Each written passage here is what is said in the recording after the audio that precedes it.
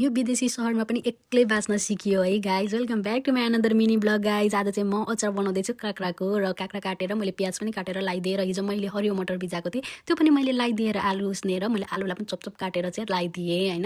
अनि यता चाहिँ मेरो काउली हिजो भिजाएको थिएँ, काउली चना, अनि त्यसको पनि सब्जी बनाउन लागेको छु। त्यसको लागि मैले कुकरमा सबै थोक फुलाएँ, भिजाएँ, अनि त्यस पछाडि पकाएँ होइन।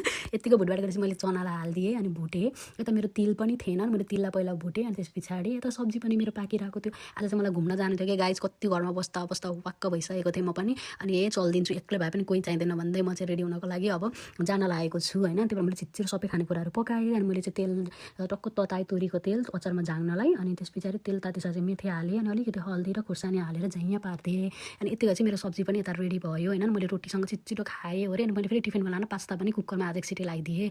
अनि आज चाहिँ मौसम कस्तो थियो भने लन्डनमा गाइज हल्का घाम पनि लागेको, तर चिसो चिसो थियो, र पनि आज सुके होस् मलाई रोक्न सक्दैन कसैले भनेर म चल्दै लन्डन ब्रिज, ट्राभल ब्रिज भन्छ, लन्डन ब्रिज भन्छ, जे भन्छ त्यस आइयो। खुसी लाग्यो, एक्लै भए पनि रमाइरहेको छु। घरमा हुँदा त मम्मी बाबाले रोक्नुहुन्थ्यो होला, तर यहाँ रोक्ने पनि कोही छैन। त्यही नि अब रमाउन सिकिरहेको छु एक्लै। हजुरलाई मेरो भिडियो कस्तो के लाग्छ प्लिज भन्नु होला। हजुरहरूको एउटा कमेन्टले म केही जान्ने छु। हस् त, धन्यवाद, थ्याङ्क यू।